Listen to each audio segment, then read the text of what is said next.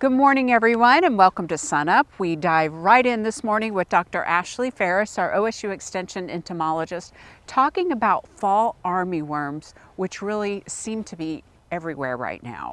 Yeah, we've had a nice cool spring. We've also had a kind of a cooler summer than usual, and we've had a lot more rain than what we typically do, all of which bring about really happy grasses and other types of crops that they can happily feed on and move readily into our winter wheat. So it is planting time in Oklahoma, always an exciting time. So let's kind of divide this up into two questions. First of all, for those who have already planted and are kind of seeing like what we see now in this field with, sprouting and the beginning stages of the crop, what do they need to be doing? So our producers that are having their wheat emerge, to get a strong, healthy stand, we want to be sure that they're actively scouting, and I would say regularly scouting. That means more than just once a week, especially when our wheat is really, really small. This is just because those fall armyworms can take hold pretty quickly and cause damage and stand loss pretty quickly as well. So what I suggest for now is scouting in the evenings, maybe every other day. Just walk your fields, especially at the borders, any kind of edges where you have grasses or weeds.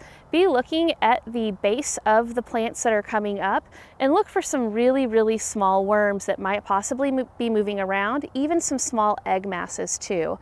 We want to be sure that you're catching them while they're small, because they're going to be a lot more easier to manage before they get into those larger, more voracious worms. And then for folks who haven't planted yet, they have a little bit more of an advantage or more options, but do they need to be scouting too? So for our producers that haven't yet planted, the first thing is, if you have the time, make sure that your field and the areas around your field are weed free for at least 2 weeks. That way they don't have anything to move from and then directly into what you're planting. If you have the option, something to think about would possibly be an insecticide seed treatment, but I know treating seed does take time and sometimes you need to get that done a little more in advance. But if that is something that you're going with, be sure that that insecticide seed treatment is actually labeled for our fall armyworms. That's because not all insecticide seed treatments are going to be the same. They work better for some lepidopteran pests, which are going to be our moth and our worm kind of pests, but they're not all effective for the fall armyworm.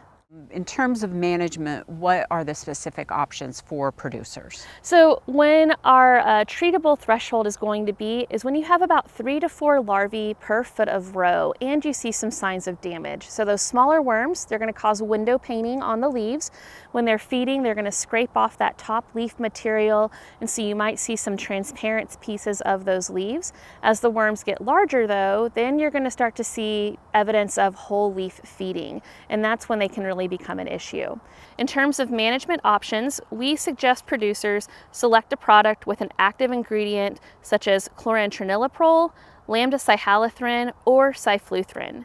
I do want to note that not all products are going to be labeled for fall armyworms when we even think about our foliar insecticide applications, so be sure to always read the label, be sure to always apply at a labeled rate, and also make sure you're paying attention to your pre-harvest interval or the time in which you're going to allow grazing to occur if you're grazing on your operation. And do they have some natural predators in the insect world? There are some natural predators that are out there. These are going to be things like our lady beetle larvae and our lady beetle adults, our syrphid larvae, so sometimes you might see some green lacewings around too. Their larvae are also going to be predators. And really also those parasitic wasps. So they're going to come by, they're going to lay their eggs inside of the armyworm, parasitize it to where their offspring are feeding on it from the inside out, and they emerge out of those armyworms too. So anything we can do to promote those beneficials being around would be really useful. There are some insecticide options that are going to be more soft on beneficials than on others. We're of course talking about production ag in this segment today, but homeowners are also seeing fall armyworms, me included, in my neighborhood. So you and the team put that all together in a new newsletter, ePest Alert. Yes, we did. So we have a pest alert in which we talked about management for turf, as well as also pasture and preparing for this winter wheat where we might be seeing them moving into next. Okay, great. I'm going to check that out and circulate it around my neighborhood. How does that sound? Thanks, Lyndall. Ashleigh, thanks so much for your time today. And for a link to the ePest Alert that Ashleigh mentioned, you know where to go, sunup.okstate.edu.